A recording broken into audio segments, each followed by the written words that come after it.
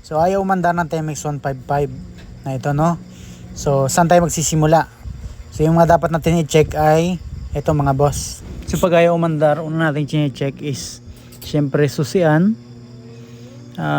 gasolina, and then kuryente. Dagdag pa natin dyan kung mas malalim talaga yung problema is compression. So dito sa susian okay naman, naka-on naman. At yung kuryente, gasolina meron naman, na check naman, meron naman gasolina. So check na lang natin yung kuryente ngayon kung meron lumalabas sa ignition coil. So paalala lang pagka ganito, no, wag muna tayo bibili ng spark plug. Susundan nyo muna tong video na ginagawa natin ngayon sa pagtutroubleshoot sa TMX 155. So yan, check muna natin kung may lumalabas na kuryente dito sa yan, sa may ignition coil, no? Papuntang spark plug. So yan, check muna natin.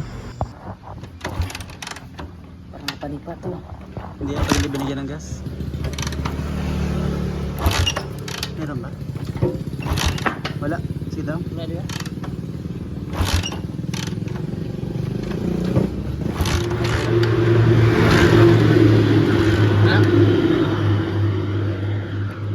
So walang kuryenteng lumalabas. So dito muna tayo mag-focus sa kanya CDI. So i-direct muna natin siya. So kailangan natin tanggalin yung sa right side na socket. Tapos tanggalin natin dapat yung nasa taas, no, yung parang red wire. So hindi na original yung socket niyan. So yun yung supply ng ignition switch, no. Kaya tanggalin muna natin siya, then after ng testing natin mga boss. Ito mga boss yung wiring diagram ng TMX 155 at yung kill switch ay nasa taas. So yun yung tinanggal natin para ma-direct siya. So kasi nagtry na tayo ng CDI na bago, so wala pa rin kuryente. So yun yung may red sa side, yan yung kill switch na tinanggal ko mga boss. So baka maguluhan kayo mga boss, no? Bakit red wire yon? So hindi na kasi stock yung socket nun. So yun yung manual yung sundan yung mga boss. At yun nga, tinesting natin ulit, wala pa rin kuryente mga bossing. So ngayon, kailangan natin pumunta sa stator. So socket ng stator, no? So huwag muna tayo agad magkakalas ng kung ano-ano. Dito sa socket ng stator, merong tinatawag na primary coil at pulser. Yan yun. Yan mga boss. Yung hinawakan ko, dyan yung socket ng primary coil at socket ng pulser. Galing sa stator. So may napapansin ako dyan medyo kakaiba. Medyo malaki yan mga boss. So kalasin muna natin, then ipapakita natin sa inyo kung ano nga ba yung nangyari dyan. Medyo nakakapagduda dahil naka-electrical tape at medyo malaki yung socket. So after natin makalas, ito siya. Meron siyang capacitor ba yung tawag nito? Ng electric pan. Yan. So hindi ko alam bakit nilagay yan dyan. So nakakonect yan sa primary coil. Yung red na may line na black. So dyan siya nag-supply. Dyan nila kinonect. Hindi ko alam kung bakit. Sige, ano masasabi mo sa diskarte nila? Mukhang magaling yung nag-discarte dito. Magaling yung nag-diskarte. Mm. Okay, yan. Tanggalin mo yan. Ano to ng electric pan, no? Electric pan.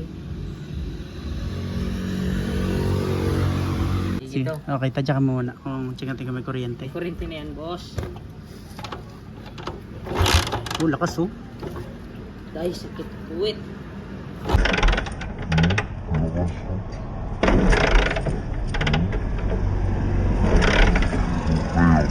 Okay, malakas to, malakas.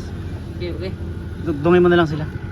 Ewan ko bakit nilagay yan dyan eh. Bisik, boss, bisik. Tignan natin. Kapit na to. Oo. Bisik lang pala. Wait lang, dikit mo lang. Ayun. Malakas na yung naman kuryente. Okay. Yan naman. So lagay yung ano. Spark plug ka po, ayan. Try natin kung andar. Andar siya ngayon. Kung andar na siya mga boss. Try natin kung andar na to. Itong TMX 155 na tinutroubleshoot natin na may capacitor na electric pan. Bagong uso yun, boss.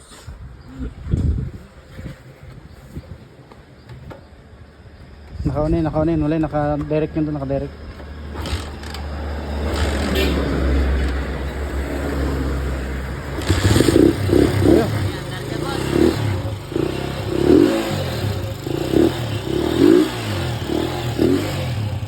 Okay, umandar na. Hindi na.